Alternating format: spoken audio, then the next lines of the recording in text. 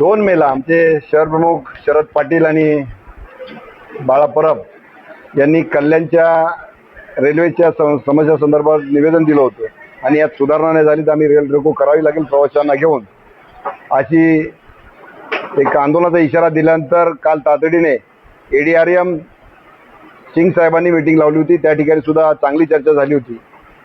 महत्त्वाचे मुद्दे म्हणजे कल्याण पूर्वमध्ये जो वर्षानुवर्ष रखडलेला FOB आहे त्याचं काम तातडीने पूर्ण करा।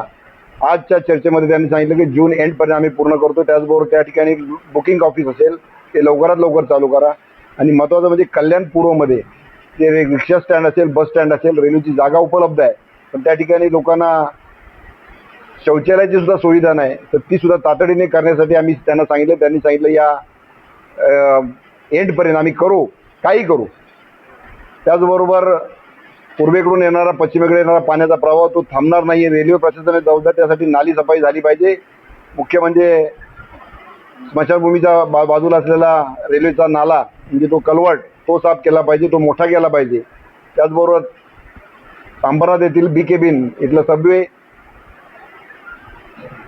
प्लॅटफॉर्म क्रमांक 7 कडे येणारा सबवे आणि उल्हासनगरमधील आदर्श नगर आणि धोबीघाट इथली जे कलवट आहे ते साफ करा तातडीने, जेणेकरून वॉटर लॉगिंग होणार नाही, लोक पाण्यामध्ये बुडणार नाहीत। त्याचबरोबर जे शौचालय ती साफ असले पाहिजेत, फलाट साफ असले पाहिजेत, तिथं प्राथमिक उपचार केंद्र असले पाहिजे, डॉक्टर असले पाहिजेत आणि सुरक्षा व्यवस्था असली पाहिजे। महिलांची सुरक्षा खास करून केली गेली पाहिजे। त्याचबरोबर स्कायवॉकवर असलेले गर्दुल्यांचे अड्डे ते उद्ध्वस्त करा, तिथं कुठेही लोकांना त्रास होणार नाही आणि रहिजा कॉम्प्लेक्सकडून येणारा रस्ता तो तिथं एक्झिट असलं पाहिजे आणि पार्किंगची व्यवस्था जे पश्चिमला आहे त्या ठिकाणी सुद्धा व्यवस्थित केली पाहिजे रिक्षांना, जेणेकरून पब्लिकला त्याची सुविधा होईल। अशा प्रकारच्या आम्ही ज्या सूचना केल्या होत्या तातडीने त्यांनी सांगितलं आम्ही तातडीने इन्स्पेक्शन करून सर्वच्या सर्व पूर्ण करू अशा प्रकारचं वचन काल सुद्धा दिलं होतं आणि आज या ठिकाणी SCM, ADRM आणि RPFचे आणि लोहमार्ग पोलीस सर्व अधिकारी या ठिकाणी उपस्थित होते। आमचं संपूर्ण शिष्टमंडळ शरद पाटील असतील, शहर प्रमुख आमचे बाळा ठिकाणी युवा सेनेचे नीरज कुमार हे सर्व उपस्थित होते।